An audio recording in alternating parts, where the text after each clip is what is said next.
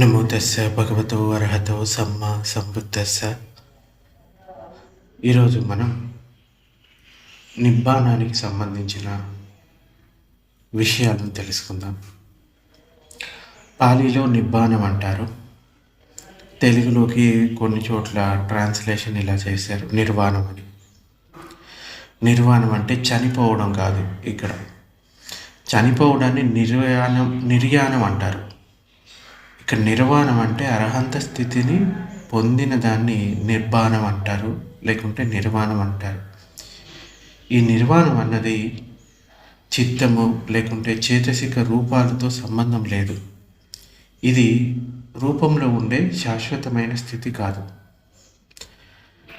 ఇది ఒక లోకోత్తరమైన స్థితి. నిర్వాణంలో వానం అంటే మంట, తృష్ణలో ఈ మంట కూడి ఉంది. ఈ తృష్ణ అనే మంటను తొలగించుకొని స్థితినే, అంటే ఆ తొలగించుకున్న స్థితినే నిబ్బానం అని చెప్పారు. రాగము, ద్వేష, మోహాలతో కూడిన అన్ని సంస్కారాలు కూకటి వేళ్లతో తొలగింపజేసుకొని అన్ని రకాల దుఃఖాలను నశింపజేసి అన్ని రకాల తృష్ణలు ఉత్పన్నం చేసే మంటలను చల్లార్చున్నదే ఈ నిబ్బానం. నిబ్బానం అంటే కామం నశించడం, ద్వేషం నశించడం, క్లేశాలు నశించడం, రాగక్షయం, ద్వేషక్షయం, మోహక్షయం. ఇవే నిబ్బానానికి దారి చూపేవి. ఈ నిబ్బానానికి ఎటువంటి నిమిత్తం, కారణం కానీ ఉండదు. ఇది ఒక ఇంద్రియ అతీత స్థితి. దీనిని ఇంద్రియ విజ్ఞానంతో తెలుసుకోవడం సాధ్యం కాదు. అన్ని క్లేశాలు తొలగిపోతున్న కారణంగా నిబ్బానాన్ని పరమసుఖమని బుద్ధుడు వర్ణించాడు. ఈ నిబ్బాన అనుభూతి ఇంకా నిబ్బాన ప్రాప్తి కలిగిన వారికే బాగా అర్థమవుతుంది. ఇది పుస్తకాల్లో చదివి లేకుంటే విని ఊహించడం వల్ల అర్థమయ్యే విషయం కాదు. నిబ్బానాన్ని అనుభూతి పొందిన వారు కూడా నిబ్బాన అనుభూతిని ఇతరులకు వర్ణించి చెప్పలేకపోతారు. లోతైన స్వభావం గల నిబ్బానాన్ని మాటల్లో వర్ణించి చెప్పలేం. నిబ్బాన స్వభావాన్ని, నిబ్బాన ఆ అనుభూతిని ఎందుకు మాటల్లో వర్ణించి చెప్పలేమో ఒక చిన్న ఉదాహరణ చెప్పుకోవచ్చు మనం. అదేంటంటే, ఉదాహరణకు ఒక నీటి కొలనులో ఒక చేప ఉంది. అది ఒక జల ప్రాణి కాబట్టి దాని జీవితం అంతా నీటిలోనే గడుపుతుంది. దానికి జల ప్రపంచం తప్ప ఇంకే విషయం తెలియదు. ఒక రోజున దానికి బాగా పరిచయం ఉన్న తాబేలు కనిపించింది. ఈ తాబేలు అంతకుముందే నీటి కొలను ఒడ్డుపై ఉన్న నేలపై షికారు కొట్టి తిరిగి నీటిలోకి వచ్చింది. తాబేలును చూసి చేప, నమస్కారం తాబేలు గారు అని, చాలా రోజులైంది తమని చూసి, ఎక్కడికి వెళ్ళారు అని ఆ చేప ప్రశ్నించింది. తాబేలు చేపను చూసి నవ్వుతూ, అవును, నేను నేల మీద షికారు కొట్టి వస్తున్నాను. అక్కడ చాలా బాగుంది, హాయిగా ఉంది. అక్కడ పర్యటించడం వల్ల చాలా ఆనందానుభూతి కలిగింది అని ఆ తాబేలు చెప్పింది. ఏమిటి, నేల మీద? ఏంటండి, నీరు లేని నేల ఎక్కడైనా ఉంటుందా? నేనైతే అటువంటి దాన్ని చూడలేదు. నేల అనేది ఉండదు అని ఆశ్చర్యంగా అడిగింది చేప. తాబేలు మళ్ళీ నవ్వుతూ, నువ్వు అలా అనుకో, తప్పులేదు, కానీ నేను షికారు కొట్టడానికి వెళ్ళింది నేల మీదకే అని తాబేలు చెప్తుంది. ఏం మాట్లాడుతున్నారండి? మీరు అన్నది నిజమే అయితే నేల ఎలా ఉంటుందో వివరంగా చెప్పండి అని కుతూహలంగా అడిగింది చేప. తాబేలుకు ఎలా చెప్పాలో తెలియక ఏం మాట్లాడకుండా మౌనం వహించింది. చేపకు తెలుసుకోవాలన్న కుతూహలంతో తాబేలు మాట్లాడకపోవడం చూసి, అది అంత తడిగా ఉంటుందా అని చేప అడిగింది. లేదు, తడిగా ఉండదు అని తాబేలు చెప్తుంది. అది అందంగా, చల్లగా, ఆహ్లాదకరంగా ఉంటుందా అని అడిగింది చేప. లేదు, అలా ఏమీ ఉండదు అని చెప్పింది తాబేలు. అది వెలుతురు ప్రసరించే పారదర్శకంగా ఉంటుందా? లేదు, అలా ఉండదు అని తాబేలు చెప్తుంది. పోనీ అది మృదువుగా మెత్తగా ఉంటుందా అని చేప ఇప్పటివరకు క్వశ్చన్స్ అడుగుతూ వచ్చింది కదా. అయితే ప్రతిదానికి ఈ తాబేలు లేదు లేదు అని సమాధానం చెప్పడంతో ఇంకా దానికి అసహనం పెరిగిపోయిందనమాట. ఇలా అడుగుతుంది. లేదు, అది మృదువుగా కానీ మెత్తగా కానీ ఉండదు అని జవాబిచ్చింది తాబేలు. పోనీ అది ప్రవాహంలా కదులుతూ ఉందా, ప్రవహిస్తుందా? లేదు, అది కదలుతూ ప్రవహించదు అని తాబేలు గంభీరంగా చెప్పింది. అది తరంగాలతో నురుగుతో ఎగిరిపడుతూ ఉంటుందా అని ఇంకా చేప విసుక్కుంటూ అడిగింది. లేదు, అది తరంగాలతో నురుగుతో ఎగిరిపడదు. అది ఈ తాబేలు ఆ విధంగా సమాధానం చెప్తుంది. అయితే చేప అసహనం పెరిగిపోయిందనమాట చేపలో. అన్నిటికీ మీరు లేదు లేదు అని చెప్తున్నారు అంటే మీరు చెప్తున్న నేల ఏదైతే ఉందో అది లేనే లేదు అని నేను అనుకుంటున్నాను. అప్పుడు తాబేలు ఇలా అంటుంది. బాగుంది, నేలే లేనే లేదు అని అనుకుంటే అనుకోండి, నాకేమీ అభ్యంతరం లేదు. కానీ నీకు తెలియని నేల అనేది ఒకటి ఉందని తెలుసుకో.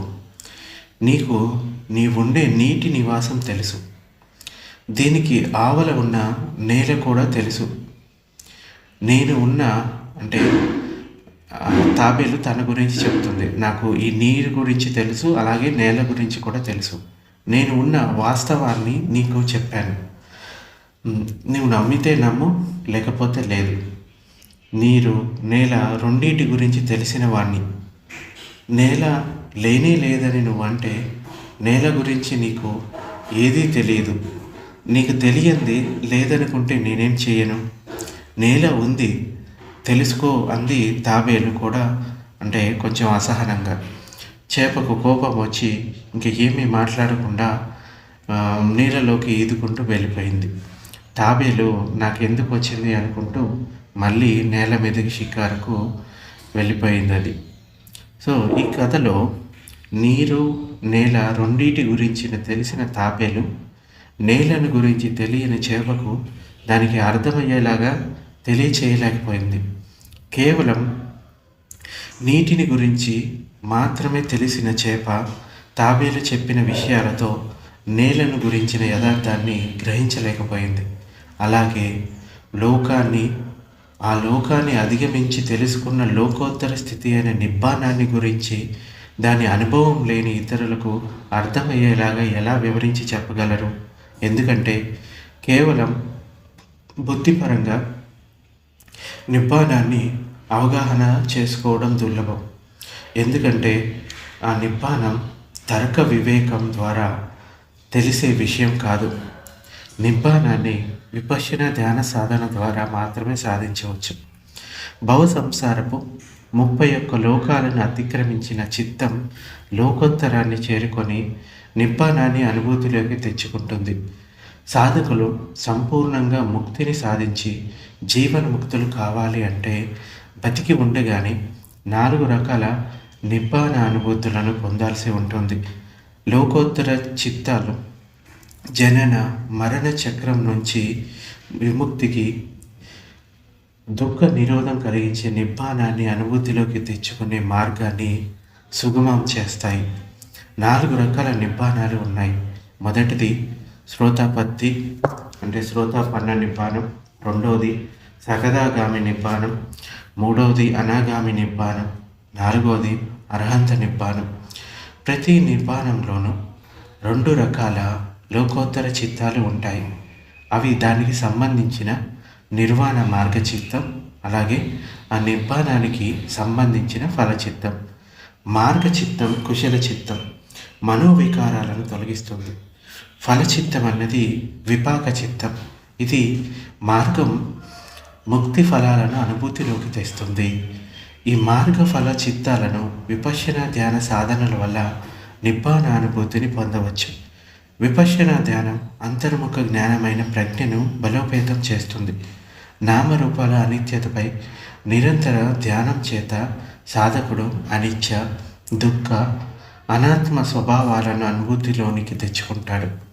విపశ్యన ధ్యానం పరిపక్వం చెంది మనసులోని మనోవికారాలు వైదొలిగి నిర్మలమైనప్పుడు లోకోత్తర మార్గఫల చిత్తాలు ఉత్పన్నమై నిబ్బానాన్ని కలిగిస్తాయి.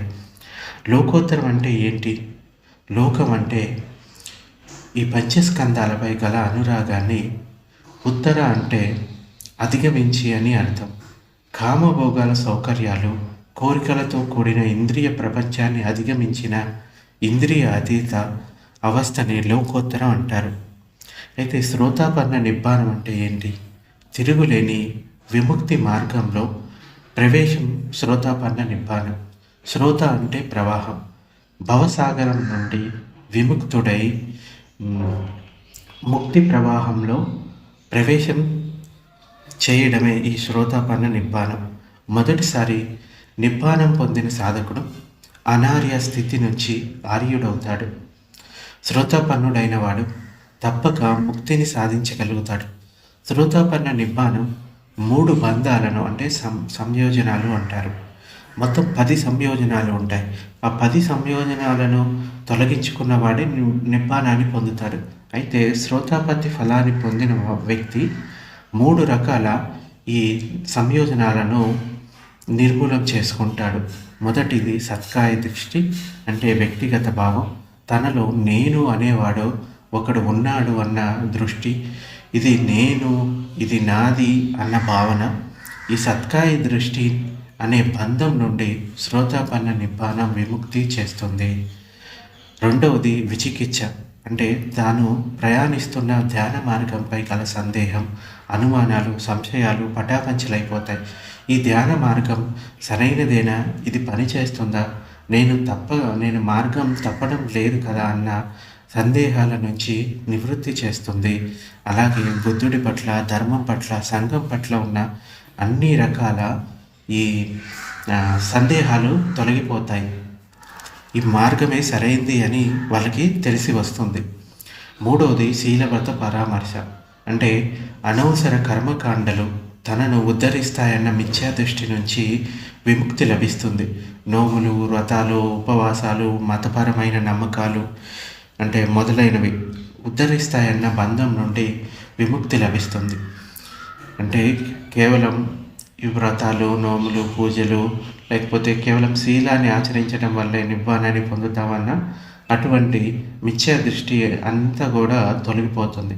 శ్రోతాపన్న నిర్వాణం అధోలోకాలలో పునర్జన్మ కలిగించే రాగ, ద్వేష, మోహ మూలాలను తెంచివేస్తుంది. అందువల్ల శ్రోతాపన్నుడైన వాడు 4 అధోలోకాల నుంచి విముక్తి పొందుతాడు. బుద్ధుడు చెప్పిన దాని ప్రకారంగా శ్రోతాపన్నుడైన వాణ్ణి ఈ విశ్వంలో ఏ శక్తి అతన్ని ముక్తుడు కాకుండా ఆపలేదు. అతడు తప్పక ముక్తిని పొందుతాడు. అతడు సాధన చేయకపోయినప్పటికీ ఎక్కువలో ఎక్కువ 7 జన్మల్లో అతడు అర్హంతుడై ముక్తిని పొందుతాడు. రెండవది సకతాగామి నిబ్బానం. శ్రోతాపన్నుడైన సాధకుడు ఆపకుండా అలాగే విపశ్యన ధ్యాన సాధన కొనసాగించినప్పుడు మిగిలిన కామలోకాల స్థూల సంస్కారాలను తొలగించుకుంటూ పోతాడు. అవి దాదాపు పరిసమాప్తమైనప్పుడు అతడు సకతాగామి అనే 2వ నిబ్బానాన్ని పొందుతాడు. దీని వలన అతడు స్థూల కామచందాలు అంటే ఇంద్రియ సుఖాలు పొందాలన్న కోరిక, ఇంకా వ్యాపాద అంటే ద్వేషాల నుంచి, ద్రోహ చింతన నుండి విముక్తి పొందుతాడు. కానీ అతడిలో అనుశయంగా ఇంకా సూక్ష్మ కామ కోరికలు ఆధారంగా అతడు ముక్తిని పొందే ముందు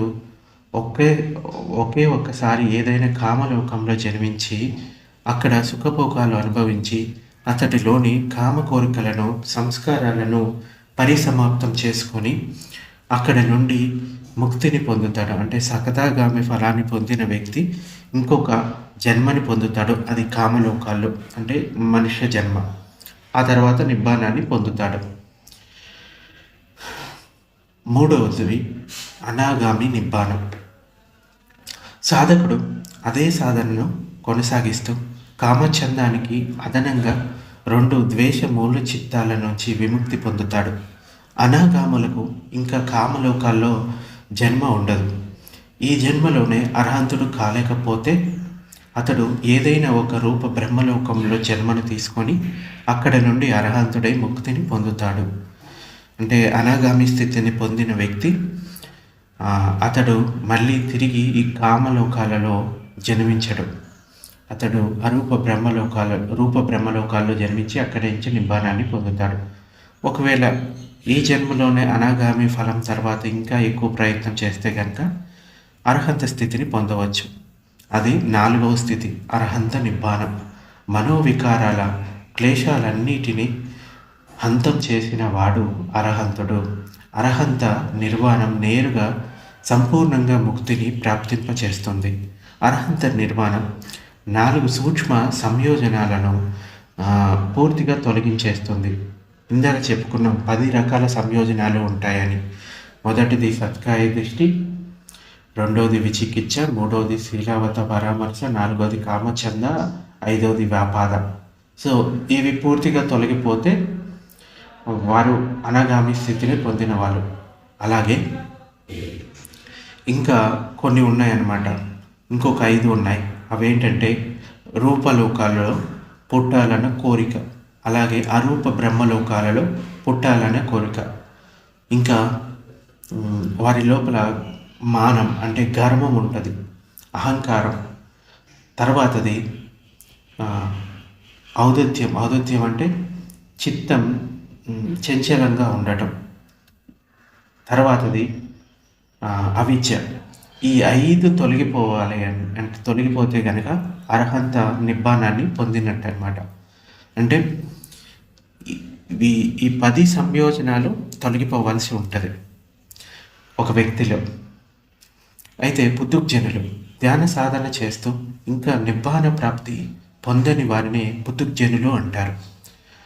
శేఖ అంటే ఒకసారి నిబ్బాన ప్రాప్తిని పొంది శ్రోతాపన్నులైన వారిని ఇంకా ముందుకు సాగి సగదాగామి, అనాగామి నిబ్బానాలను అనుభూతి తెచ్చుకున్న వారిని, అటువంటి ఆర్యులను, ఆర్య అంటే శ్రేష్టమైన, ఉత్తమమైన అని అర్థం. ఎవరైతే మార్గఫలాలు పొందారో వారిని ఆర్యులు అని పిలుస్తారు. అలాగే శేఖ అని కూడా అంటారు. ఉత్పాద స్థితి లయలు ఉండనందున నిర్వాణం అన్నది నిత్యమైనది, శాశ్వతమైనది. నిర్వాణంకు ఒక రూపం అనేది ఏమీ లేదు. అన్ని లోకాలకు అతీతమైనందువలన నిబ్బానానికి ఒక లోకం అనేది ఏమీ లేదు. అది ఒక లోకోత్తర స్థితి. లోకోత్తర మార్గం ద్వారా క్లేశాలన్నీ పూర్తిగా నశించినప్పుడు సాధకుడు నిబ్బానాన్ని సాక్షాత్కరింప చేసుకుంటాడు. నిబ్బానాన్ని ఈ జన్మలో ఉన్న శరీరంతోనే సాధిస్తే దానిని సోపాధిశేష నిర్వాణ ధాతువు అంటారు. అర్హంతులు ఉండే పరినిర్వాణంలో శరీర భౌతిక అవశేషాలు ఏమీ మిగలకుండా లయమైనప్పుడు, అంటే మరణించినప్పుడు పొందే పరినిర్వాణాన్ని అనుపాధిశేష నిర్వాణ ధాతువు అని అంటారు. బుద్ధుడు కొన్ని చోట్ల కొన్ని సూత్రాలు ఇలా చెప్పాడు. భిక్షువులారా, ఉపాధి అంటే పంచస్కందాలు అన్నమాట. ఈ పంచస్కందాలు ఇంకా ఉన్నవన్న నిర్వాణ అంశం ఒకటి, రెండవది పంచస్కందాలు లేని నిర్వాణ అంశం రెండవది. ఓ భిక్షువులారా, మలినాలను తుడిచిపెట్టి చేయవలసిన వాటిని చేసి భారం దించుకొని లక్ష్యాన్ని సాధించినవాడు, అస్తిత్వ శృంఖలాలను ఛేదించినవాడు, సరిగా అవగాతం చేసుకున్నవాడు అర్హంతుడై ముక్తిని పొందుతాడు. అతడి పంచేంద్రియాలు చెక్కు చెదరవు, అవి ఉంటాయి. వాటి ద్వారా సుఖ దుఃఖ అనుభవాలు పొందుతూనే ఉంటాడు. అటువంటి రాగ ద్వేష మోహాలను నాశనం చేసుకొని ఉపాధి యథాతథంగా ఉన్నప్పుడు కలిగిన నిర్వాణ అనుభూతిని సోపాధి శేష నిర్వాణమని అంటారు. అనుపాధి శేష నిర్వాణ ధాతువు. ఇది ఇంద్రియ సౌఖ్యాలపై వైరాగ్యంతో ఉంటాడు. ఇంద్రియ సుఖాలు ఏమాత్రం సుఖాన్ని ఇవ్వవు, అవి శమిస్తాయి. దీనినే ఉపాధి లేని నిర్వాణం అంటారు. ఇతడు జీవన్ముక్తుడు. ముక్తి పొందడం భవిష్యత్తుకు చెందింది. ఇందులో భావాలు పూర్తిగా అంతరించిపోతాయి. జనన మరణ చక్రం నుండి, భవ సంసారం నుండి బయటపడిన వారు, వీరికి మరల జన్మ ఉండదు. ఈ విషయం అర్హంతులైన వారందరికీ అర్థమవుతుంది. అర్హంతులు పరినిర్వాణంను పొందినప్పుడు శరీరంలోని భౌతిక అవశేషాలు ఏమీ మిగలకుండా లయమైపోతాయి. ఇటువంటి పరినిర్వాణాన్ని అనుపాదిశేష నిబ్బానమని అంటారు. నిబ్బానాన్ని గ్రహించి ఆనందించే విషయం కాదు. ఇవి ఇంద్రియాలతో గ్రహించే విజ్ఞానం కాదు. నిబ్బానంలో ఆనందించే విషయం ఏదీ లేకపోయినా ఉపాధిలో అనిత్యత పోయి ఉత్పాద స్థితి లయ ఆగిపోయి నిత్యతలో ఉన్నందువలన కలిగించే ప్రశాంతతనిచ్చే ఆనందం నిబ్బానంలో ఉంది. ఇంద్రియాల ద్వారా కలిగిన ఆనంద అనుభూతి నిత్యమైంది కాదు, కొంతసేపు ఉండి అంతరించిపోతుంది. మళ్ళీ అటువంటి ఆనందాన్ని పొందడానికి మళ్ళీ ప్రయత్నించాల్సి ఉంటుంది. ఇంద్రియ అనుభూతిని ఎంత అనుభవించినా తనివి తీరదు, తృప్తి కలగదు. మళ్ళీ ఆ అనుభూతిని పొందడానికి ఎంతో ప్రయాసపడాల్సి వస్తుంది. దాని ద్వారా లభించిన ఆనందం దానికి పొందడానికి పడిన ప్రయాసకు సరిసమానం కాదు. కాబట్టి అసంతృప్తి కలుగుతుంది. దానివల్ల నీవు కోరుకున్నంత ఆనందం లభించేంత వరకు మరింత ఆనందాన్ని పొందడానికి అవినీతికి పాల్పడి ధనం సంపాదించడానికి ప్రయత్నిస్తారు, అప్పులు చేస్తారు, తీర్చలేక అవమానాలకు గురి అవుతారు. ఇటువంటి కర్మల వల్ల వీరు అధోలోకాల్లో జన్మించాల్సి వస్తుంది. ఇది నిజంగా ఎంతో దయనీయమైన స్థితి. నిబ్బానంలో కలిగే ఆనందానుభూతి బాహ్య కారణాల వల్ల కలిగే ఆనందంతో కలుషితం కానిది. కలుషితం కానిది కావడం వల్ల చిత్తం ఇంకా రూపాలతో సంబంధం లేనిది కావడం వల్ల ఆ ఆనందం అన్నది శాశ్వతమైనది. అనాగామి ఇంకా అర్హంతులకు ఈ నామరూప స్కందాలు చాలా బరువుగా తోస్తాయి. అందువల్ల వారు తరచుగా నిరోధ సమాపత్తి అనే నిబ్బానంలోకి ప్రవేశించి నామరూపాల నుండి వీలైనంత దూరంగా ఉండడానికి ప్రయత్నిస్తూ ఉంటారు. నిబ్బాన ప్రాప్తి కలిగినప్పుడు ఏ విధమైన ఆనంద అనుభూతి ఉండదు. ఇక్కడ నామరూపాల్లోని అనిత్యత స్వభావం అంతమవుతుంది. ఇలా నామరూపాల్లో పుట్టడం గిట్టడం అనే చర్య నిరోధం అవ్వటమే ఆనందాన్ని కలిగిస్తుంది. అందువల్లే వారు తరచుగా నిబ్బాన ప్రాప్తిని కలిగించుకుంటారు. నిబ్బానంలో ఒకసారి ఒక రకమైన చిత్తం మాత్రమే ఉత్పన్నం కావడం వలన ఆ రకపు విజ్ఞానం మళ్ళీ ఉత్పన్నం కాకపోవడం వల్ల అన్ని చిత్త రూప పదార్థాలు ఉత్పన్నం కాకుండా ఆగిపోతాయి. అప్పుడు నిబ్బాన ధాతువు ప్రశాంతత అనుభూతిని కలిగిస్తుంది, కానీ చిత్తానికి ఆనందం కలిగించదు. నిబ్బానంలో కలిగే ఈ ఆనంద అనుభూతి అందరిలోనూ ఒకేలాగా ఉండదు. ఈ ధర్మం ఒక్కొక్కరిలో ఒక్కో రకంగా ఉంటుంది. అందువల్ల ఆర్యులైన వారు ఒకసారి నిబ్బానాన్ని ప్రాప్తించుకున్న వారు వారి పంచస్కందాలు ఉండగానే నిర్వాణ ధాతువు అనే ఆలంబనగా గ్రహించి దాని ఫలాన్ని ప్రాప్తించుకుంటారు. అందువల్ల నిబ్బానంలో ఉన్నవారు ప్రశాంతతతో కూడిన ఆనందాన్ని అనుభవిస్తారు. అర్హంతులు వారి పరినిర్వాణ సమయంలో చివరిసారిగా మరణిస్తున్నప్పుడు పంచస్కందాలను వదిలేటప్పుడు సంతోషంతో ఆనందంగా చివరి క్షణం దాకా మాట్లాడుతూనే ఉంటారు. నిర్వాణ యొక్క లక్షణాలు ఇలా ఉంటాయి. నిబ్బానం అన్నది ఎలాంటి నిమిత్తంతో కానీ కారణంతో కానీ పొందగలిగేది కాదు. అన్ని సంస్కారాలను దుఃఖాలను తృష్ణలను నశింపచేసేదే నిబ్బానం. నిబ్బానం ఒక ఇంద్రియ అతీతమైన స్థితి. దీనిని పంచేంద్రియాలతో తెలిపేది కాదు. నిబ్బానాన్ని లోకోత్తర మార్గం ద్వారా పొందగలిగేది కానీ ఉత్పన్నం చేసేది కాదు. ఉత్పాద స్థితి లయలో ఉండనందువలన నిబ్బానం నిత్యమైనది. నిబ్బానానికి ఎలాంటి రూపం లేదు. అన్ని లోకాలకు అతీతమైనందువలన నిబ్బానం అన్నది లోకోత్తరమైనది. శాంతి స్వభావం నిబ్బానం యొక్క లక్షణం. నిబ్బాన ధాతువు విపాక సంస్కార రూపాలతో కూడి ఉంటుంది. లోకోత్తర మార్గం ద్వారా క్లేశాలు నశించినప్పుడు ఆర్యులు నామరూపాల సంతతిలో విపాక విజ్ఞానం కర్మ సంస్కారాలే మిగిలి ఉంటాయి. వీటిని ఉపాధి శేషాలు అంటారు. అర్హంతులకు కూడా ఇవి కూడా ఉండవు. వీరికి పంచస్కందమే ఉపాధి శేషం. నామరూప స్కందాలు అమృతమైన ఒక నిత్య ధర్మం విరాజిల్లి ఉంటుంది. నామరూపాలు విడిపోయిన తర్వాత నిబ్బానం మాత్రం మిగిలి ఉంటుంది. నిబ్బానం పంచస్కందాలకు బాహ్యంగా ఉండే ధర్మంతో కలిసి ఉండేది. నిబ్బాన సుఖం పంచేంద్రియాలతో తెలుసుకోదగింది కాదు. అందువల్ల నిబ్బానంలో ఎటువంటి తెలుసుకోగలిగే సుఖం అనేది ఉండదు.